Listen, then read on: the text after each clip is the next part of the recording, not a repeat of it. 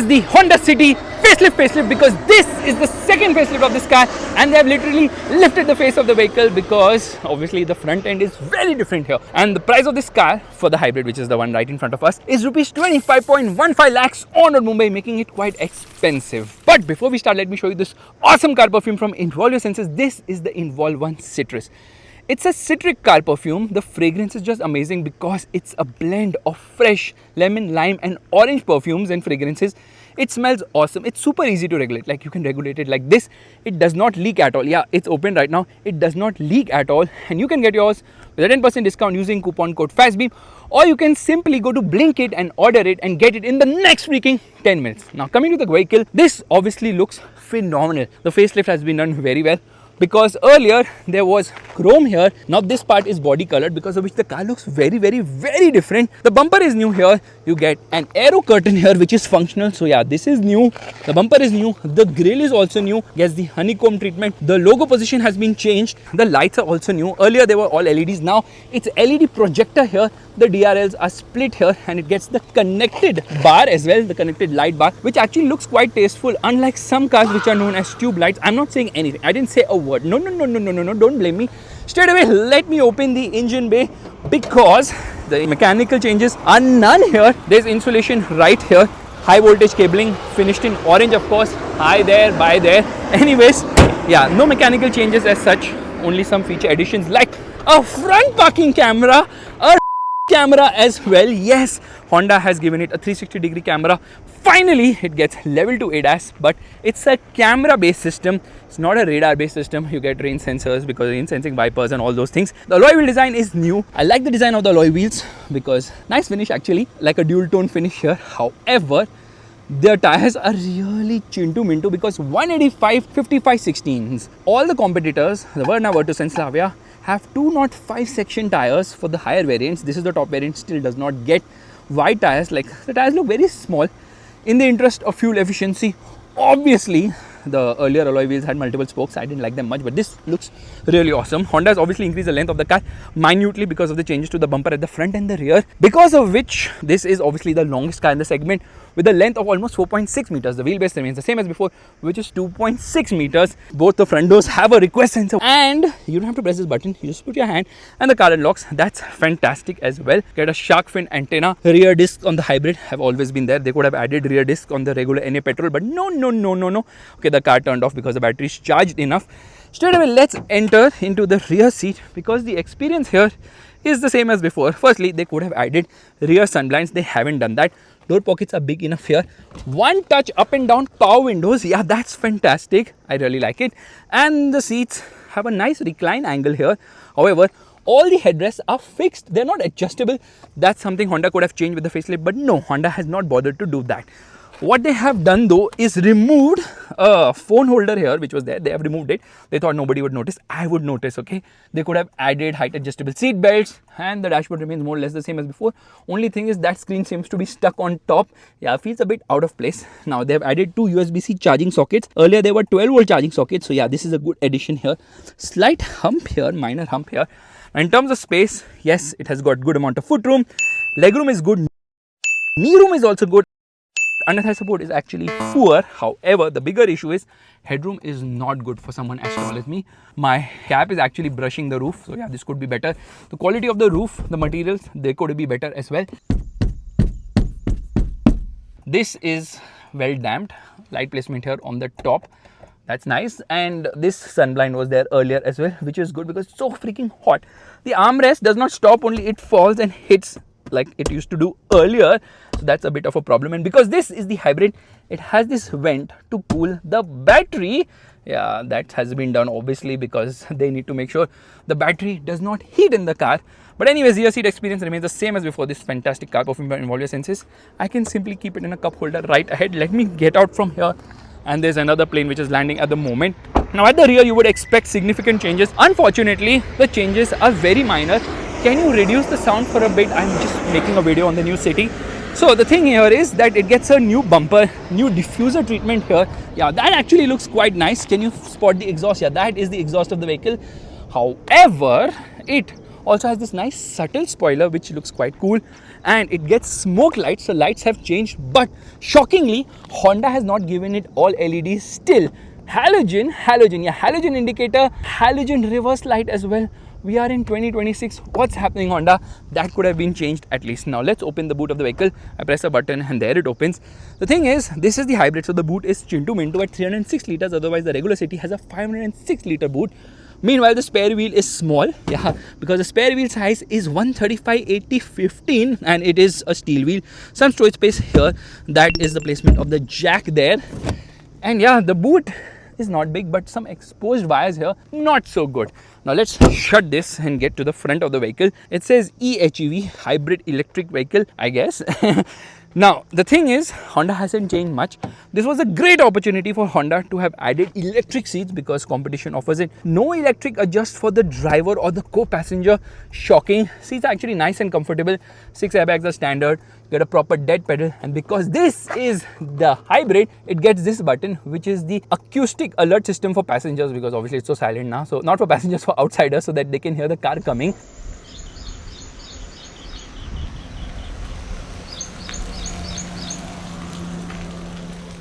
And here you get a secret storage space as well. Door pockets are big at the front, and you get one touch up and down, which is so damn cool. I absolutely love it. Tweeter placement here, and Honda has actually gone ahead and made some changes to the color of the dashboard. So earlier this was finished in silver, now this is actually finished in gloss black. So that's one big change here.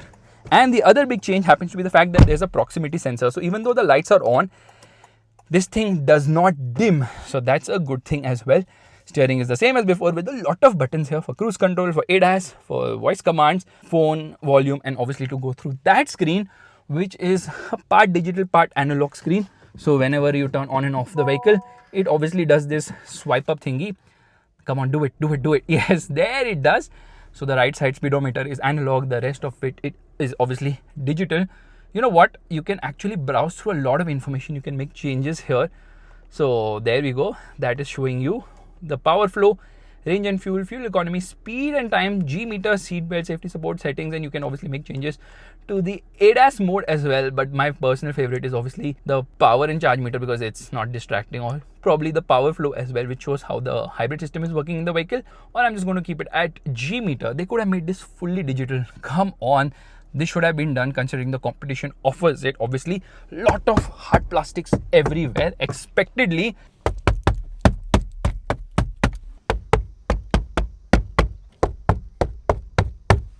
And here you get a mirror, but no light here. This does not extend, obviously. Light placement here on the top, and it continues with the sunroof as before. However, I feel the Slavia is going to get a panoramic sunroof. So Honda should have anticipated that and given this a big fat sunroof as well. But Honda's like, let's do minimal changes. And when I say minimal changes, what they have done is given it a USB-C charging socket. Earlier there was no USB-C charging socket. There were two USB-A's. Now one USB-A, one USB-C, and one 12 volt, which is useful in the NA petrol, because the wireless charging pad is actually on top of the cup holder, so it is removable. Here the wireless charging pad is actually right here, which you can turn on and off here. You get electric parking brake and auto hold in the hybrid. Meanwhile, I'm just going to keep the amazing car perfume right here. And here you get some storage spaces, but you can see those exposed screws as well. This does not slide ahead and behind. The glove box is decent size. It doesn't get the cooling function. Yeah, not a cool glove box. And the manual is around 300 pages. Meanwhile, the first aid kit continues to be cheap in most mass market cars. I like this leather treatment here. It gets ambient lighting here as well. Earlier it was only on the doors. Now it's here as well. What they have done is moved the hazard button from top to bottom. They have widened the AC vents, so the AC vents go into a corner now, and the screen has become bigger in terms of size, from 8 inches to 10.1 inches. However, there's nothing in the screen to actually go through. You get a calendar, and I don't know what this web link is. That's for Android Auto and Apple CarPlay connectivity, both of which are wireless, which obviously came with the earlier facelift of the car. And then source, you can decide how you want to connect your phone. That's it. There's nothing else to explore here, other than the fact that I can come into these settings and make changes. Wherein, if I come into the user interface, I can come into color settings and I can change the background color here of this particular screen. So there are 3 colors. There's red, there's blue, and there's sort of a beige one. And then I can change the light bar here, which is for the ambient lighting. Again, the same 3 colors are here. That's about it. That's it, nothing else. The problem is the screen looks like an aftermarket edition and the screen is too slanted. It should have been a bit upright. So this is not something they had thought about when designing this car back when it was launched in 2020, and that's the reason why it feels so out of place.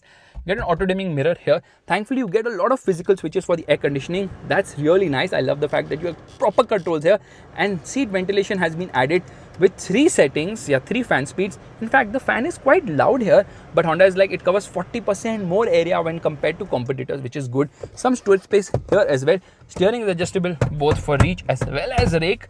And you get automatic headlights, you get automatic wipers. The horn is not nice at all. You get paddle shifters as well. Okay, I need to shut this, it's making a lot of sound. The new addition is obviously the 360-degree parking camera. You activate it by pressing this button, and there it is. You can't just swipe it like this. It doesn't work that way, unfortunately. So what you have to do, either you keep pressing this button to make changes, or you can just make changes from here. So that's the front view. This is, I think, one of the views. I don't know, side or front or top or whatever. And this is how you change the various camera views. In fact, when you come into reverse, this is the reverse parking camera, which shockingly does not have adaptive guidelines. Guidelines are there, they are not adaptive, and then you can change the views here as well. Camera quality is not good here.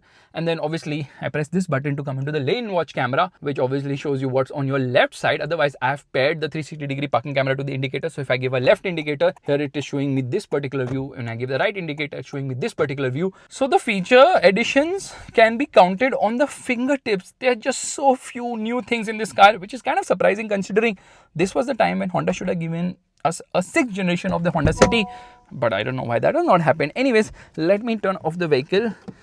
This was a great opportunity to actually add more features which Honda has failed to do. So let me just get out from here. Let's lock the car by pressing this button here. There the mirrors obviously go in. Then I keep this button pressed. There, the car has turned on. So yes, this system works quite well. No matter what you say, people will still buy this car because at the end of the day, this is a Honda City, but it drives the same as before. So let's go for a spin right away.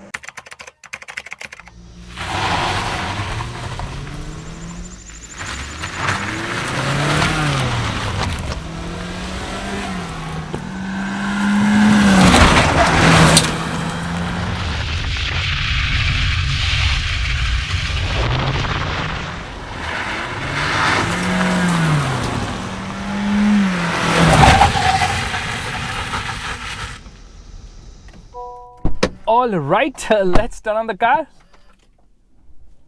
It roared to life a bit. I thought it's going to be completely silent, and there this animation also comes with the Honda logo having this glitter on it. Anyways, I accept it. No, it's going to take me 3 seconds to turn this on. It's a fingerprint magnet, this one.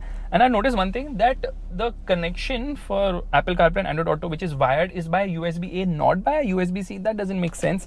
And the key is the same as before, which is actually quite nice. I like Honda's keys. It feels like hefty. Straight away, first things first, we will turn off the air conditioning, turn off the traction control system. There it turns off, and whatever seatbelt warning it's giving me, I straight away come into drive mode. Left foot on the brake, right foot on the accelerator, 360-degree camera on. Revving the motor, revs, doesn't really rev, and off we go. Wheel spin, but accelerates very briskly. Camera turns off. 360-degree camera will not be on when you obviously are in motion above, I think, 20 kilometers per hour, and that's 0 to 100 kilometers per hour in 11.76 seconds. Brake test. Oh.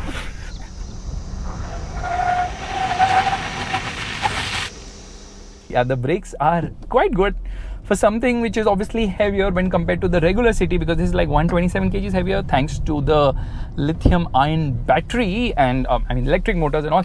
But let's do another 0 to 100 km per hour test, which is left foot on the brake, right foot on the accelerator, and off we go. Wheel spin not there, so I expect this to be a better launch.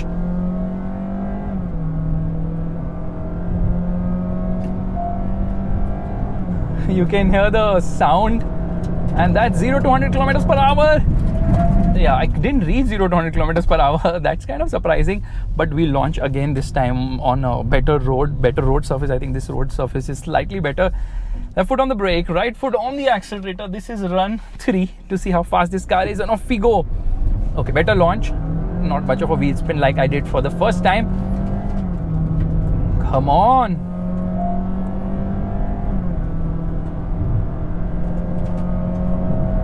And that's 0 to 100 kilometers per hour. Oh my god, the speedo error is quite a lot. I was above 100, still it did not reach 100 kilometers per hour, which is kind of baffling. So we're going to try it again. Yeah, it's taking me a lot of time to hit the turn today. So let's take a bit of a backup. Let's see what it does in reverse. Maximum it does. Oh my god, it does a lot. 52 kilometers per hour in reverse.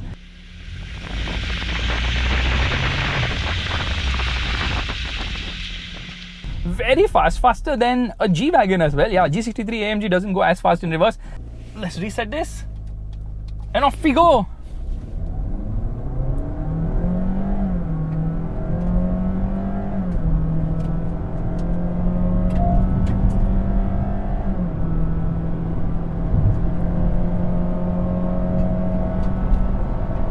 That's 0 to 100 kilometers per hour in 15.44 seconds. I think the battery has lost the juice only, but it does under 11 seconds, 0 to 100 kilometers per hour, faster than Honda CVT. And around the corners, it's a very fun car to drive. So there is no mechanical change. It's the same mechanically when compared to before, which means that if you're new here, continue watching this video. If you're not, you've already seen my older videos of the city, so you can just skip this one.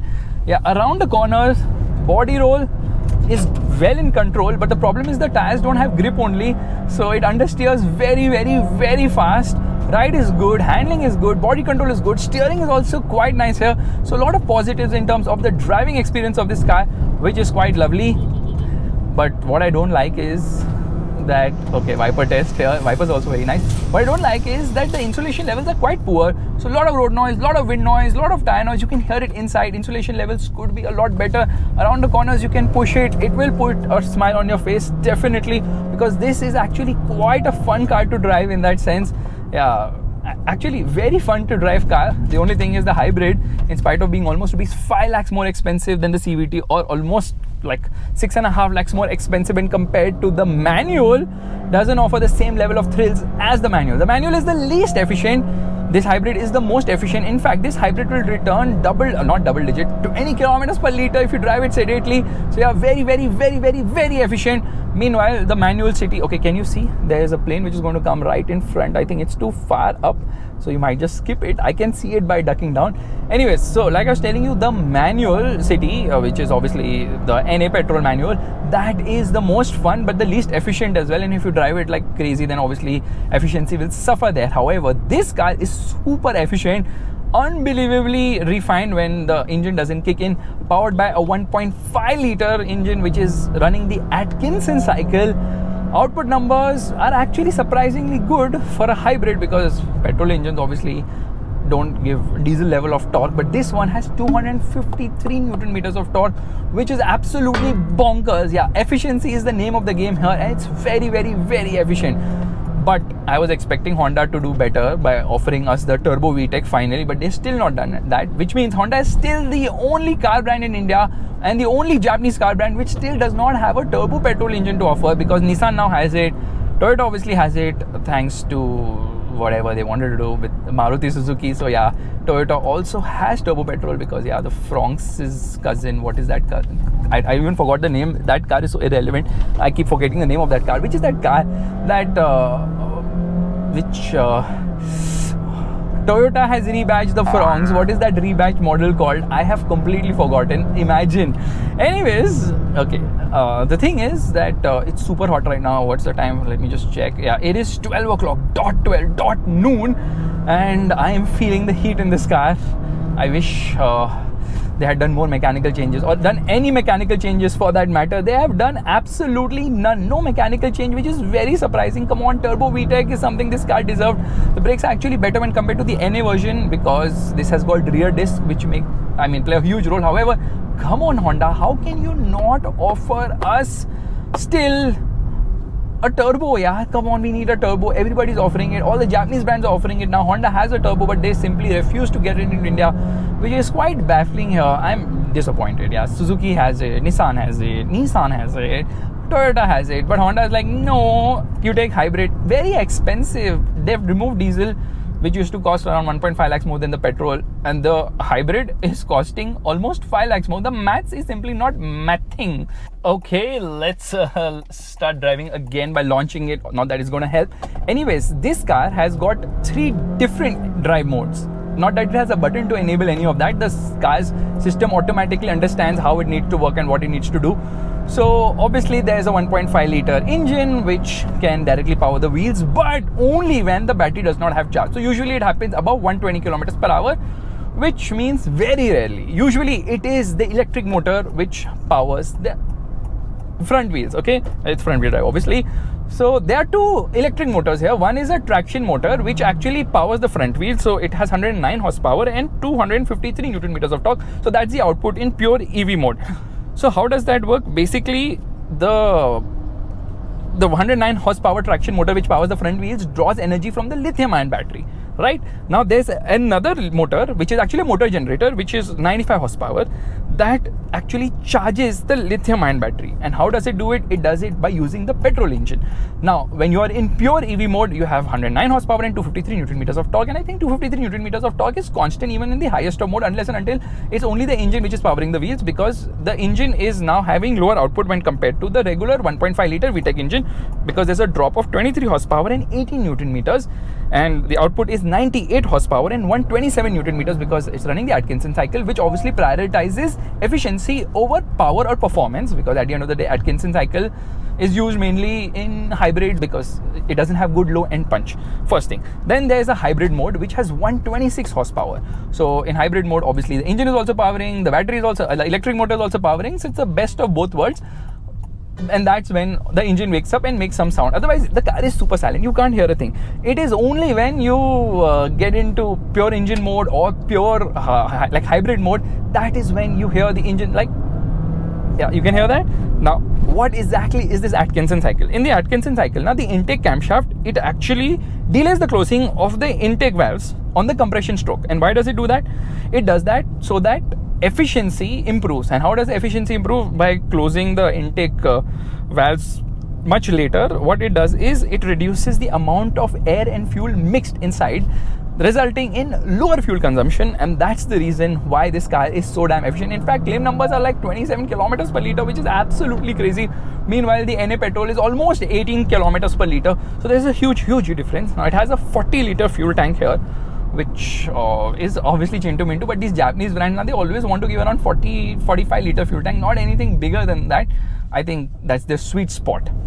So remember when this car had gone from 0 to 100 kilometers per hour 15 seconds sometime back, it was because I think only the engine was powering it, and with just 98 horsepower and 127 Newton meters, you don't expect much in terms of performance. And this is also heavier, 1280 kgs is the weight, almost 1300 kgs, although you don't feel the weight of this car. Now mostly it's going to be driven in EV only mode because that's how the system has been designed for maximum efficiency, and that's the reason why it has a reduction gear, yeah, just a single reduction gear.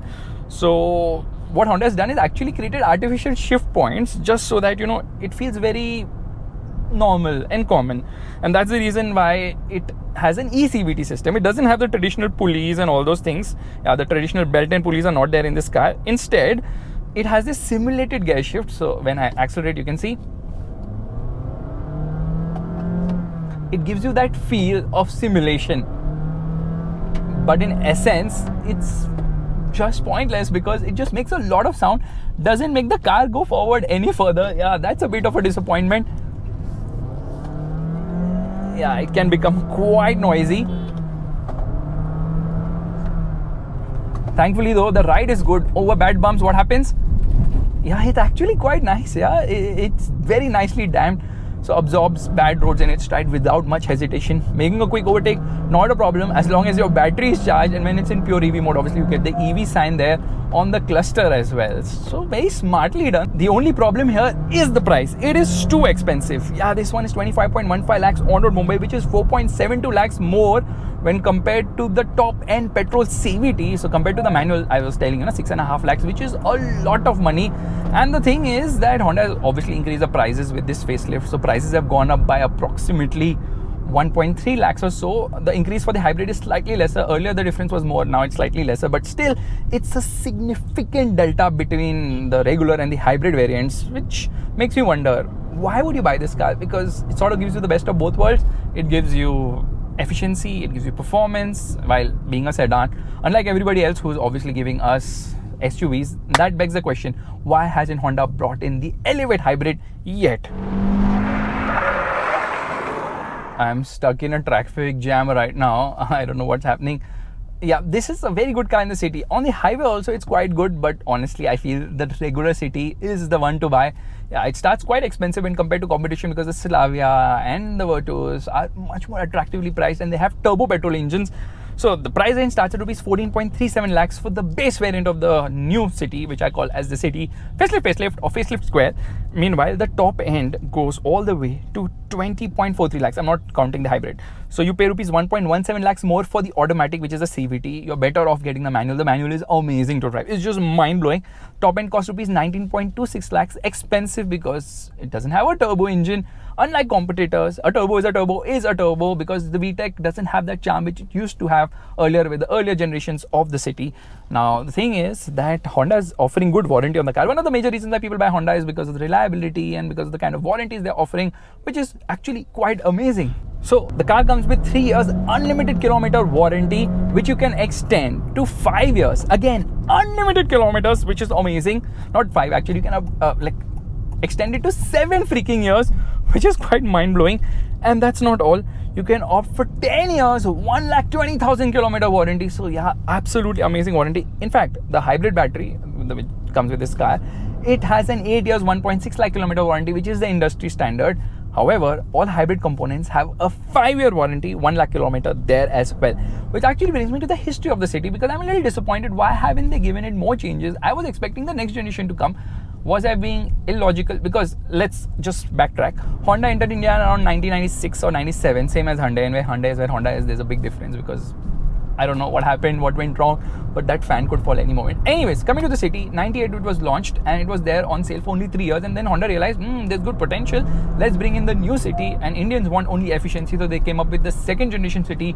Actually, the first generation city, which was launched in 98, got a facelift around 2000, wherein the Type Z came. That's a nicely modified GLA 45 AMG. So the Type Z or the Type 2 came, wherein people went crazy over the VTEC with 106 horsepower. That was the real VTEC. And after that, things haven't been the same, because the second generation city, which came in around 2002, 2003, that was not having a VTEC engine. I mean, the first generation also did not have a VTEC engine. It had a regular engine and a VTEC option. Second generation had an IDSI engine with 77 horsepower. I know I personally owned that car. It was horrendous in terms of performance. And then they later came up with the VTEC version also. It was on sale for around 6 years. 2008, they came up with the third generation city, which I think is by far the best city till date. Really iconic. And from 2008 till 2014, it was on sale again 6 years. 2014 to 2020, 6 years again, they had the fourth generation city on sale.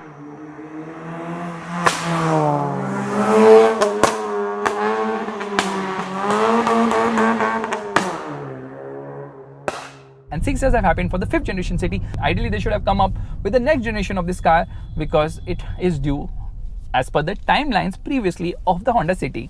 Anyways, probably Honda has lost faith in the sedan segment, because although this is the oldest car in the segment, it had become the least selling car in the segment, with the Virtus leading the charge, and then obviously the Slavia and the Verna. I think the segment hasn't had a degrowth as much as the lack of diesel is affecting sales, because when there were diesel sedans, people used to love them and buy them. Now with the lack of diesel, why would you want to buy gas guzzling petrol engine? And that's why Honda's like, we have the hybrid for you, which will be a sort of a solution. But I don't expect sales of the city to jump much further, because this year is probably the year of the sedans, not in terms of sales but in terms of activity, because the Verna got a facelift, the city's got a facelift. How many facelifts can a car get? And the Slavia and the Virtus are also getting updates this year. Save the date, 16th August for the Slavia, around September for the Virtus. Not much is going to change there either. Probably we'll get panoramic sunroof and maybe rear seat massage function as well. And obviously we are certainly going to get a better infotainment system, but this infotainment system, even though updated, doesn't feel that great. So yeah, I'm a bit disappointed, to be honest. I expected more from Honda, but let's see what happens, because they promised to get a lot more cars. Now if I get started on the ZRV, I'll be like, oh god, they shouldn't have got that car without ventilation and sunroof, but at least they should have got the Civic Type R. But Honda is going to launch a lot of models, so fingers crossed for the Civic Type R.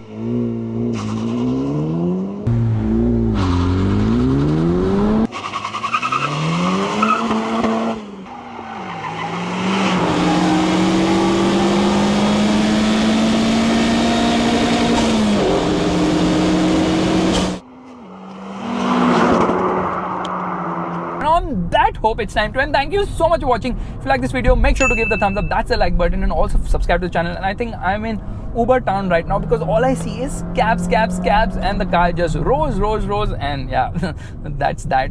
Clearing a speed breaker in a city was a tough thing earlier. It's still as tough because low ground clearance, and that was one of the major reasons why people are shying away from sedans, because our roads have become worse and worse, and ground clearance is something you really need. Bye-bye. Wait a minute, one thing I forgot to tell you is about how these paddles work. This is not obviously for gear shifting, this is for regen. So here I can increase the regen level, see how the car is slowing down now, and obviously I can like reduce it. So basically it's regen. These paddles work for that. 3 modes here, slowing down the car naturally, and in case you want engine braking, there's a B mode here. There's no manual gear shifting or Triptronic function, no, none of that. It is very simple a car in that sense, pure simplicity, and that's one of the reasons why the city works. Although the whole hybrid system is actually quite complex, but you know what, if you have the budget and if you want a sedan and if you want efficiency and you can't get a diesel, then this is actually the car to get. However, I want this powertrain in the Elevate, and hopefully we get that soon. Whew. Okay, speed breakers, I had a lot of them. Don't forget to check out this awesome car perfume from Involve Your Senses. This is the Involve One Citrus. It's absolutely fantastic. I definitely love it. Okay, bye. Let's just crawl over the speed breakers. Thankfully, the steering is really light here.